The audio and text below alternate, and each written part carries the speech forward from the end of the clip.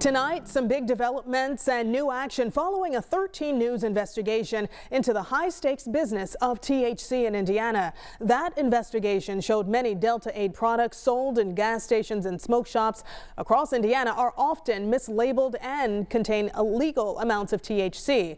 Police and prosecutors took notice. Senior investigative reporter Bob Segall explains how law enforcement is now trying to crack down on Delta-8 and the new evidence they have to support their efforts. This year, 13 investigators went undercover into gas stations and smoke shops to buy Delta-8. Let's go with that one. Got some Delta-8 flower. And we quickly learned why the stuff is getting so popular. They'll get you high. Delta-8 is described as a cousin to marijuana. Both come from the cannabis plant, and from a molecular standpoint, they're nearly identical. This is Delta-8, that is Delta-9, the psychoactive ingredient in marijuana. The slight difference makes Delta-8 less psychoactive. Make you more sleepy. But it can still be incredibly powerful. They're all going to get you high. I'm not going to lie to you. Every single one of them is going to work.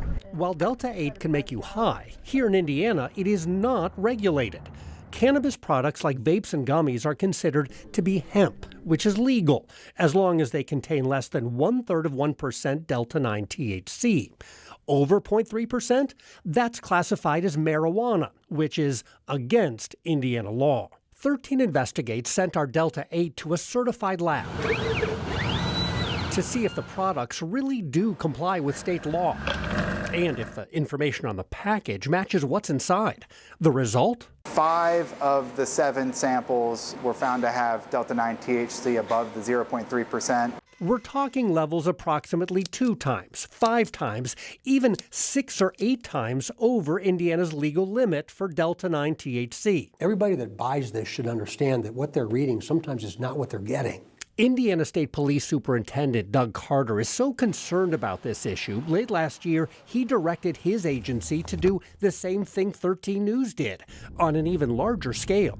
State police detectives purchased dozens of Delta-8 products in 10 different counties and brought them here to the Indiana State Lab for testing. And their results are nearly identical to the testing done for 13 investigators.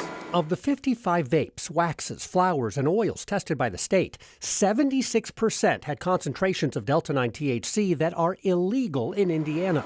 More than half of them tested at least 3 times above the legal limit, and some way more than that. We're talking products with 12 times, 18 times, even 75 times over Indiana's legal limit for Delta-9 THC. It scares me to death. Carter says the state police test results should serve as a wake-up call. We're selling intoxicants to kids, and anyone that thinks that's okay, I believe is wrong. Who is enforcing and keeping an eye on what's being sold? That's the problem. There's not any individual group that's responsible for tracking it and testing it to see what's actually being sold. Using these new test results from state police, some county prosecutors are now taking action.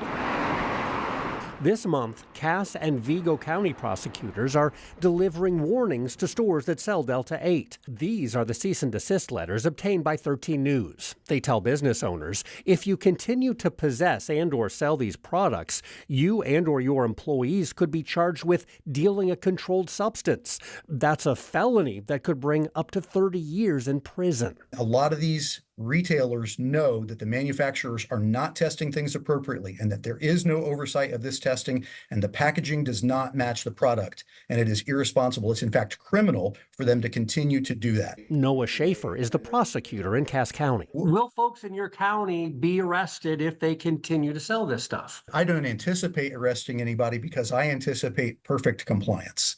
But the point of the letter was to say that if it doesn't change, arrests are possible.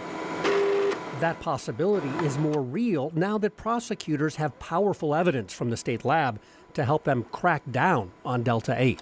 Should store owners be concerned? Should distributors be concerned? Yes. There could very well be a criminal case that comes from this. Once they know what it is they're selling and they continue to sell it, that's likely going to be the problem. The superintendent tells me he ordered the state police testing because he says the state legislature has repeatedly failed to address this issue. Carter says as a result, Indiana regulations on Delta-8 are very fuzzy, but he says his agency's test results are crystal clear. Many Delta-8 products contain illegal levels of THC, and he thinks that's something both state lawmakers and county prosecutors should now be dealing with. I'm Bob Segall, 13 Investigates.